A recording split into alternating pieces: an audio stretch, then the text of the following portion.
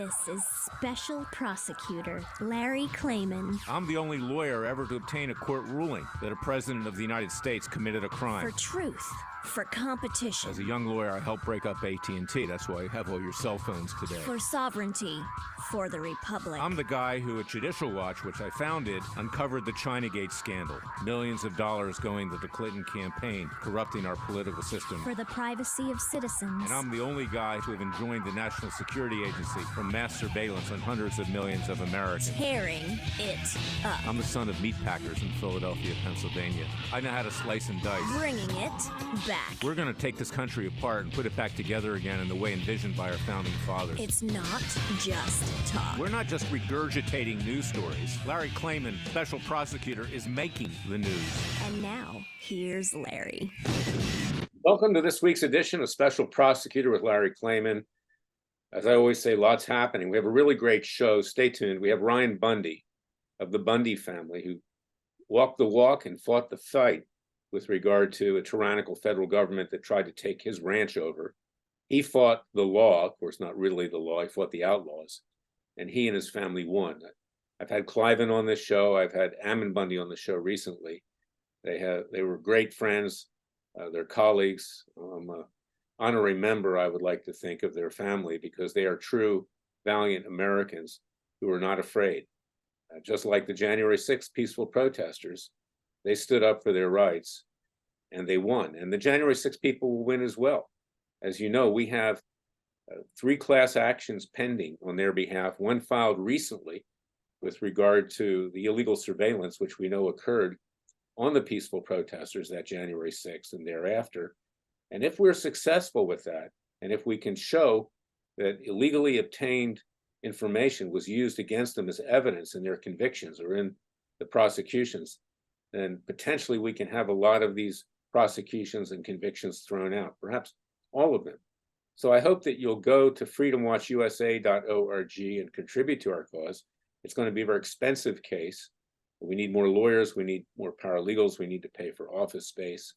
Our fundraising has been hurt by the Republicans who siphoned it off essentially with fraudulent fundraising, promising to do things they never do. But we don't have to compete with them. We are representing the American people.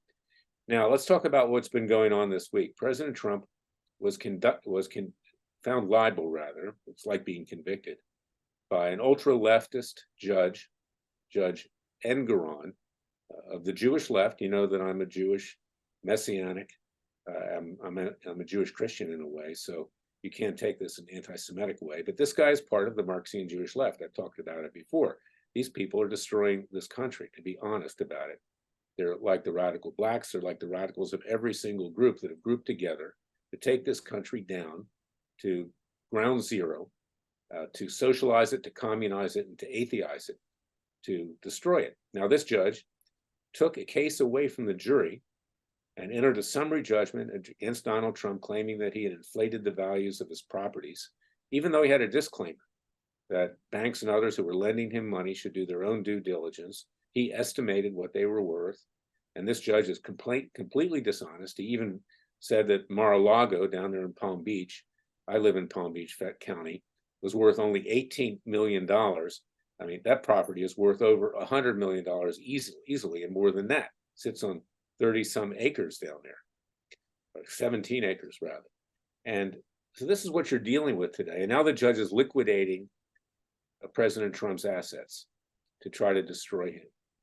And this is, a story that we've seen over and over again. So whether it's the Bundys or January 6th protesters or anyone that stands up to the radical left, or for that matter, the left in general, they will try to destroy it. And that goes for, bar associations in Washington, D.C. and in New York. They're good bar associations, but certainly not there. They're controlled by ultra-leftists that are trying to remove conservative and Republican activist lawyers so we can't oppose the tyranny of the left in court. And that's why it's so important to support Freedom Watch, because I've been fighting this fight myself for many, many years with the District of Columbia Bar, and others have too. Rudy Giuliani, Senator Ted Cruz, Senator Josh Hawley, even Attorney General Bill Barr, who's gone native and went over to the other side.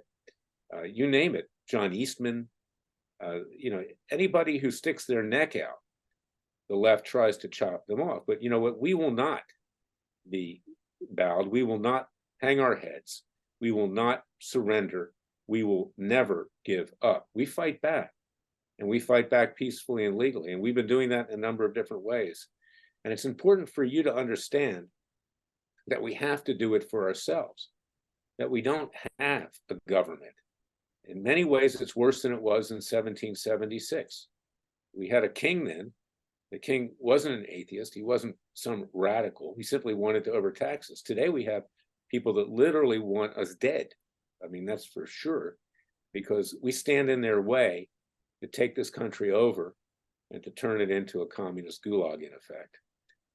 A good example is what's going on right now in Congress in many ways. And they do it in a very clever way. The left is trying to bankrupt this country by running up huge debt. Now, granted, the Republicans have gone along with that for many years. And this week, the Speaker of the House, Kevin McCarthy, wants to roll over again, yet to these leftist forces that want to bust our budget. Now, why do you have such high inflation? Because the government has to pay debt at high interest rates, and that causes inflation, notwithstanding everything else that's going on.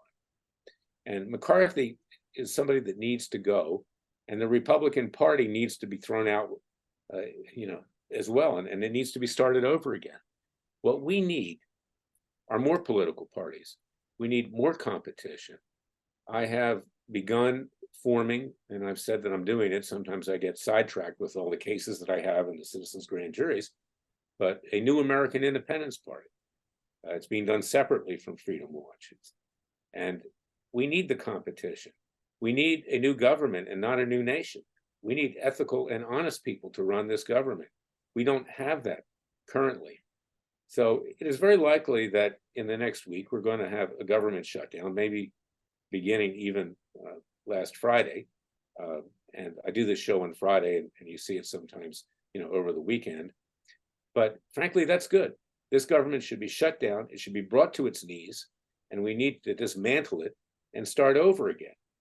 And Kevin McCarthy needs to be thrown out as Speaker of the House. And he's also deceiving the American people by telling them that he's really going to impeach Joe Biden for his bribery from communist China, Ukraine, and Russia, when all they're doing is a dog and pony show on Capitol Hill.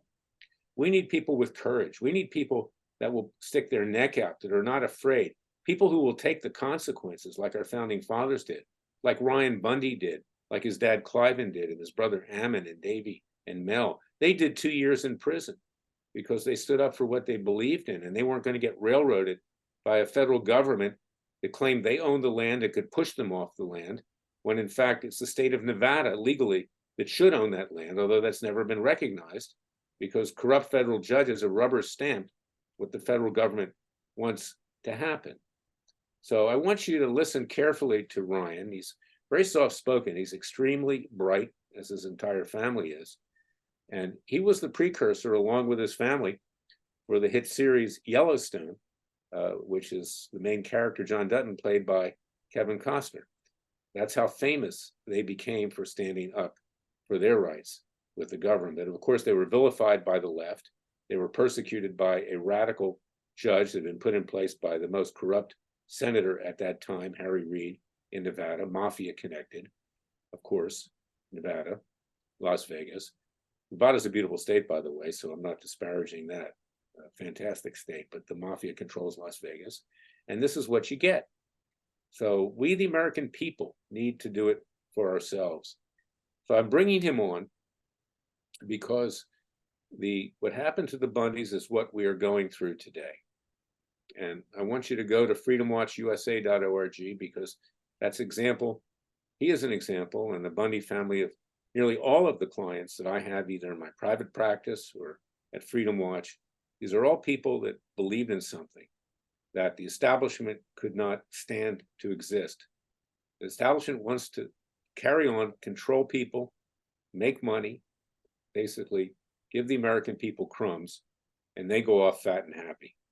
Much like King Louis XVI and Marie Antoinette, who said, after me the flood, après moi le déluge, after me I could give a flying you know what happens. Well, we know what happened to them. And the people of France rose up, and they were taken to Place de la Concorde downtown, and in Paris, and their heads were chopped off. Now, we're not advocating violence, but we were advocating peaceful and legal means. And we will chop the heads off of the establishment in that way, figuratively speaking. And we will form a new government by and for the people before it is too late. I know this is, a little bit of a rambling introduction today, but when I bring a member of the Bundy family on, and I did a few weeks ago with Ammon, and before that, Cliven, it's because I want the American people to see that if you have courage, that if you stand for what is right, if you will not be bowed and cowed, so to speak, upon with regard to the Bundys who have a ranch where they have 400 head of cattle, that you will win, just like we won in the Revolution, in the first American Revolution. And now we're fighting a second American Revolution.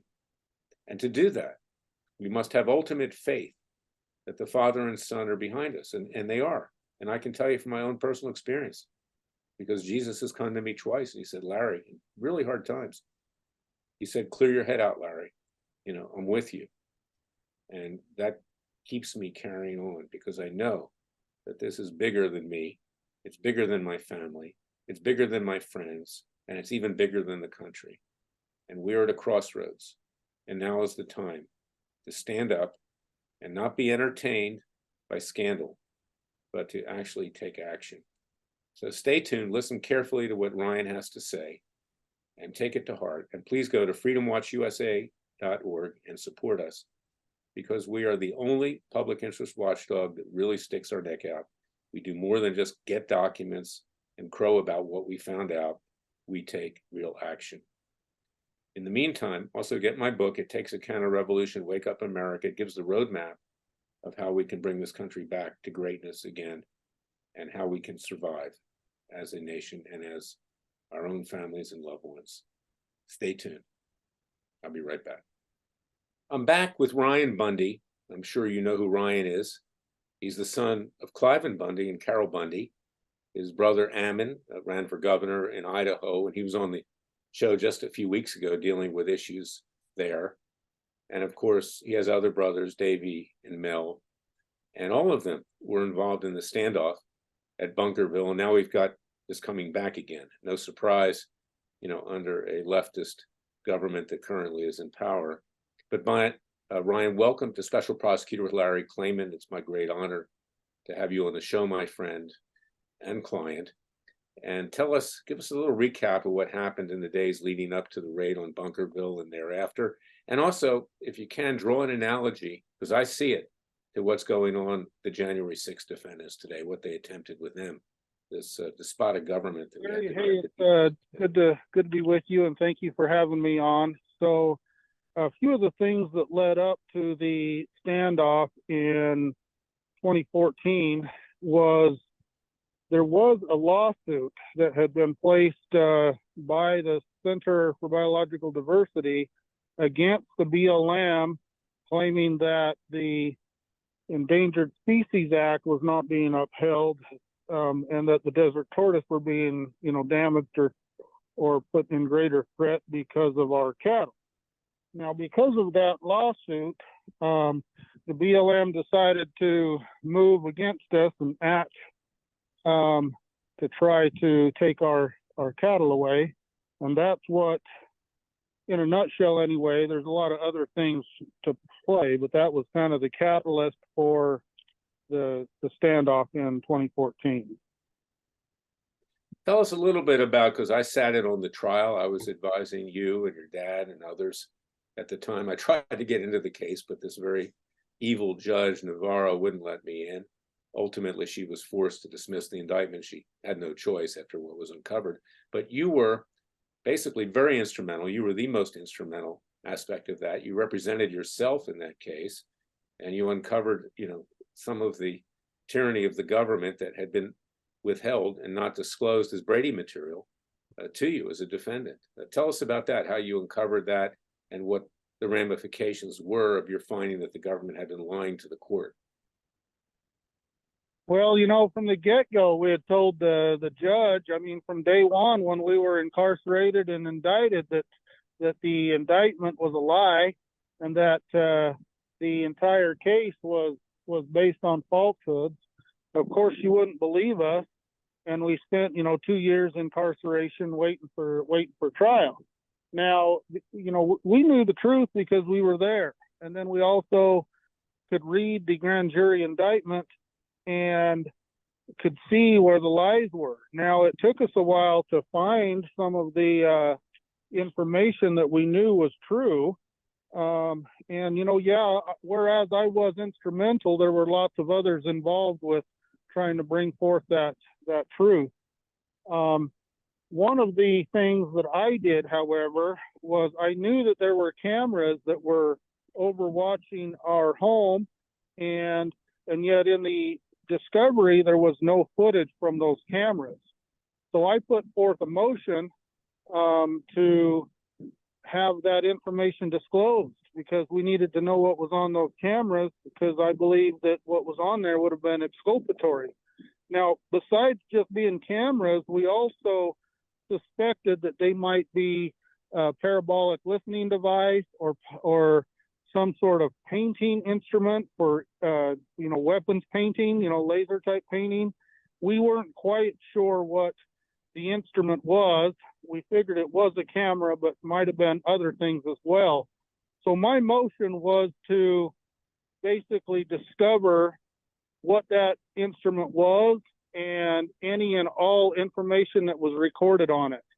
Now, the government basically made light of and made fun of me, saying that it was just a fishing expedition. I was trying to delay time and that there was nothing there to be discovered.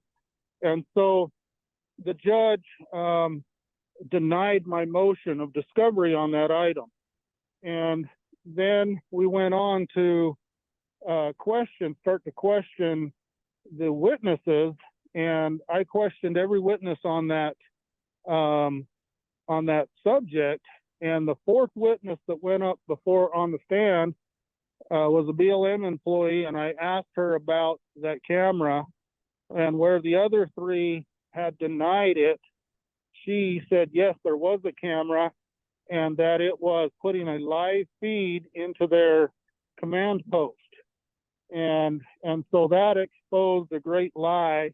And once that lie was exposed, then the judge started to see that we were the ones telling the truth, and other lies were exposed, other things were exposed. We're going to take a break right now, Ryan. We'll pick it up on the other end at a time in this segment. We'll be right back with Special Prosecutor with Larry Klayman. We're back with Ryan Bundy talking about how he uncovered evidence which ultimately led to the dismissal of the indictments against him and his family and other peaceful protesters at Bunkerville with regard to a raid on the ranch, an unbelievable raid. It was really, I think, the precursor to what we see going on today with our Gestapo of the Justice Department and the heavy hand. Go ahead and continue, Brian. And then I want to talk about, because we've got about 14 minutes in this segment, what's been going on with this new lawsuit, Western Watersheds Project, and how the issue of the desert tortoise and the use of the land has come full circle again with regard to the Bundys and others who are ranchers in the West. Sure. Okay. So anyway, after that camera was exposed through that witness, and the government never did provide information off of that, but the judge began to see that the government was lying and that we were the ones telling the truth. And so she began to open her eyes a little more as to what was really going on. And from there, we were able to expose many more things that they were withholding, exculpatory information and evidence. And ultimately that led to the dismissal. Now, today, what's going on is a new lawsuit has been filed, very similar to the one prior. This one was filed by the Western Watersheds Project, but it's basically claiming or alluding the same thing. And so we're concerned that it might turn into the same type of action. In other words, another situation where we would have to defend our lives and our liberty and our property, against another government raid. And we're hoping that's not the case, but it's very similar to the other one. And so we're trying to intervene and to maybe put a stop to it earlier so we don't have to do another standoff. Of course, these radical environmental groups, and this is one of them, the other was the Center for Biodiversity that you mentioned. The lawsuits were about your grazing rights, your water rights, allegedly protecting an endangered species that roams around your ranch, the Bundy Ranch, which is 400,000 acres approximately in and around Lake Mead. You only have about 400 head of cattle on 400,000 acres, yet somehow they're all exercised over the fact, as they say it, which is incorrect, that the cattle grazing endangers the desert tortoise. Tell us about that, because it's really actually an interesting story, and also about the fact that in reality, the federal government doesn't own that land. It's the state that owns the land, but that's never been affirmed by a court of law, and this may give us an opportunity to go back and look at that issue too. So BLM and others shouldn't even be on there messing around with your ranching. Yes, okay. So the lawsuit is basically claiming that the Endangered Species Act is not being upheld, and particularly concerning the desert tortoise, and that because of that, they're claiming the desert tortoise is dwindling in numbers. And they don't actually name us, the Bundys, in the lawsuit, but we're certainly alluded to, being that the fact that we are the only ones grazing cattle on the area, and that they're claiming that the cattle grazing is what is a determining factor in the tortoise habitat, or the tortoise, the numbers, reducing of the numbers. Which, what I have to say to that is that, number one, there is zero scientific proof that a cow does any damage to a tortoise, either physically or inadvertently. They're claiming that the cattle and the tortoise compete for feed, which is just simply not true.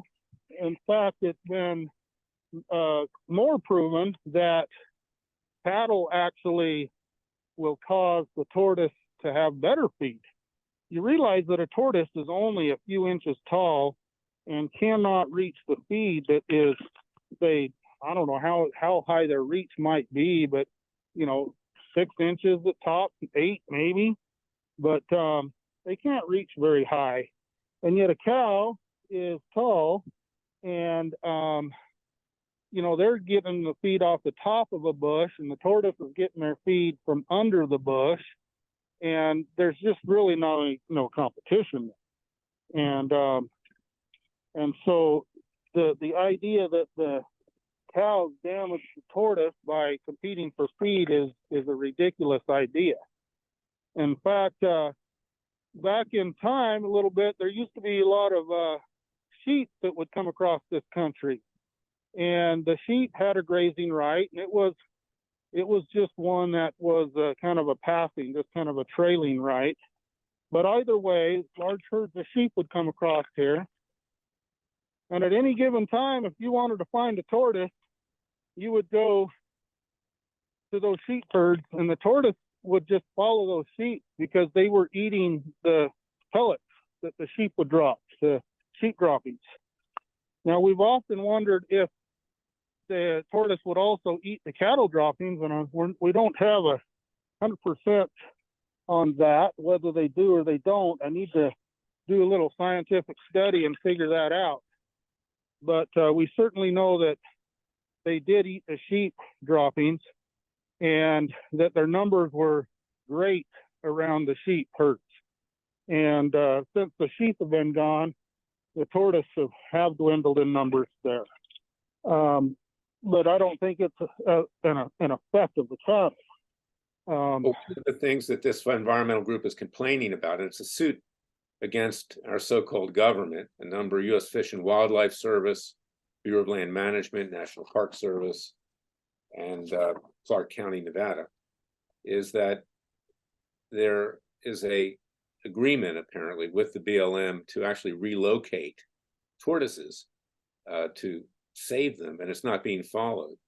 And does that have something to do with these euthanasia farms that are set up? Because they're actually too many desert tortoises in Nevada, correct? And Utah and Arizona. So they're actually killed by the state because they're out of control. It's been a few years ago, but at one point there was several newspaper articles placed in like the Las Vegas Review Journal and Las Vegas Sun, and they were instructing the people not to bring any more tortoises to their little encampment or their little place where they were keeping them, because they said they had too many. Now, in and around Las Vegas, any construction that goes on and Las Vegas continues to expand, then any tortoises that they find are gathered up from around there and they go into their tortoise refuge. And then also a lot of people have tortoises in their backyard simply because they've either just been there, or they come there, or they've captured them, or whatever the case may be. But those tortoises seem to reproduce easily and with high numbers because there's no natural predation. And so people get too many tortoises in their yards, and then they want to take them to somewhere, so they end up taking them to the refuge as well. And that's where they were saying, hey, do not bring your tortoises here anymore. We have too many, to the point that they announced that they were going to euthanize a whole bunch of them. And at that time, my dad actually reached out to him and said, hey, don't euthanize those tortoises. You're welcome to bring them to my ranch. You can put them here on my range, and I'll welcome them. But they didn't listen. They went ahead and euthanized the tortoise, and I don't know the exact numbers. I've heard all kinds of different numbers. I don't know what the exact numbers were. But the point being is that the environmentalists cry about the tortoise numbers dwindling, and yet at the same time, they're euthanizing tortoise at their refuge. Well, this is my perspective. It may not be yours, Ryan, but this is a pretext. They don't want ranchers to succeed. They don't want anyone to use the land in a productive way. These same environmentalists want to eliminate the game of golf because they say it uses too much water, to water the golf courses, and takes up too much land. I mean, this is totally out of control. And the tortoise, in my view, is simply a pretext. How can 400 head of cattle on 400,000 acres, and you have the most beautiful land I've ever seen in Nevada? How can that be a threat to the tortoise when you have that amount of land, your cattle and your tortoise to range around on? It's just a ploy they use to, in any case, in fact, in most environmental cases, they're not really concerned about the environment. They're really not concerned about the critter that supposedly is endangered. They simply use that as a vehicle to obtain what they want, which is control over the land and the resources. And in fact, that's one thing I like to refer to, is that all wealth comes from the land and the resources. Everything we have comes from the land and the resources. And those who control the land and the resources control the wealth. And that's just fact of life. That's just what goes on in the world. And that's what they want control of, is the land and the resources. And so they'll pick a critter, whether it be the desert tortoise or something else, and they will use that as an excuse. Hey, this thing's endangered. We need to kick everybody off, prevent them from using the land and the resources. And therefore, by doing so, they gain control of those lands and resources in that area. Well, we're going to be intervening in this lawsuit because we have to protect your interests. And by doing that, we're protecting the interests of a basic staple of American life, which is ranching. Because if these people succeed, ranching will go out, particularly in the West. Meat production will go down. The price of hamburger and steak and everything else will go up. And I might add, I've actually eaten some steak from your cattle. It's really good. Your mom made it for me one day when I was there with your dad. And my family was in the meat business ourselves. So I understand, what you're going through in some ways. But to me, quite apart from this story about the desert tortoise, is the courage of your family to stand up to the tyranny of the federal government. And this is something which many Americans can take a big lesson from, because most Americans today are just rolling over. Many of the January 6th protesters are being forced into confessions that they don't believe in, that they did something wrong walking into the Capitol. And what you did is you stood up for your rights. You fought the law. Of course, it was the outlaws, really, and you won. And it should be an example of all Americans that we just don't have to take it. You were always defensive. You never bore arms. You never hurt anybody. They put you in prison for 2 years without cause. And ultimately, a judge who was very much against you, had been appointed by Barack Obama at the recommendation of corrupt Senator Harry Reid, was forced to dismiss the indictment. And then when that happened, believe it or not, it was the Trump Justice Department that took an appeal. And we won that. I represented you in that part of the case in the Ninth Circuit. So, Yes. you know, in the last 2 minutes that we have, put it in context to what's going on today. I do want to correct you in one thing, Larry, is yes, I did bear arms. And yes, I had the right to, and yes, it was the proper thing to do. And that is particularly what we have the Second Amendment for. Our Second Amendment wasn't for, duck hunting or deer hunting. The Second Amendment was specifically so that we would have the arms necessary to resist our government when they become tyrannical, which is exactly what happened, to our founding fathers with the British government.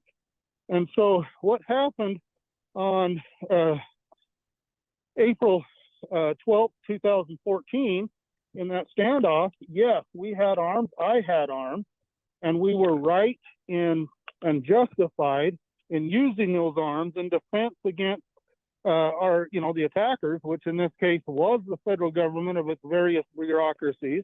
Ryan, hang in. We'll bring you back for the verdict section, because what happened to you does give rise to a verdict. I might add, I misspoke. I meant you didn't use them, not that you didn't bear them. But we'll be right back. Fire shot, but yes, we had them. Yeah, and that's what I meant. We'll be right back with Ryan Bundy. Stay tuned. Now the verdict section, ladies and gentlemen, fellow patriots, people of faith, those who believe in the vision and creation of our founding fathers, and who realize that we're all acting under the divine providence of the Father and the Son. Ryan, let's finish this thought out and put it in a broader context. You're about ready to do that, because your situation and what occurred there became so famous that it even started a Hollywood TV series called Yellowstone with Kevin Costner. It was basically patterned after you. I talked to the writer, several years ago, when Taylor Sheridan, when he came up with that. But the character in that TV series, who has a dark side and a good side, you only have a good side. In Hollywood, you always have to have a dark side, has been fending off not just the environmentalists, but the government, Bureau of Land Management, land developers, and Indians, radical Indians that thought they had the right to keep you from ranching as well. And of course, we respect Indian rights as well as every other rights, but they were impinging upon yours. But let's put it in the context of what this country is going through today, and how you stood up and you held your ground and you won. And we can do that again. And I think we're at the point that having to do it again. Well, that's the only way to ever really gain ground. You don't maintain your rights within the courts. The courts are not about protecting rights. They don't do a very good job at it. We often use the example of Rosa Parks, who, she, a black woman who wouldn't go to the back seat of the bus. And I don't know if you realize it, but she was accused of a crime. She was arrested for that crime. She was tried and convicted of that crime. She took it to appeal and she lost the appeal, and she was again convicted, or the conviction was upheld. And to this day, Rosa Parks on the books is a convicted criminal for sitting on the front seat. And yet, look at what she accomplished in the fighting for the rights of her people, even though she was convicted. In other words, she set an example, and that's the only way that you can make ground. The only way. You have to do what's right. You have to stand your ground, regardless of the legal consequences. Choose the right, let the consequence follow. And that's all we did, Larry. We just knew what was right and we chose it. We stood our ground. And although we weren't convicted like Rosa Parks was, hopefully we've made some ground in protecting the rights of the people, ours included, and others as well. Well, you're an example for the American people generally, because today, most of them, not our supporters, not those that support the Bundys, are putting their head in the sand, and they think this is just going to go away, and it's not going to go away. And you were extremely courageous.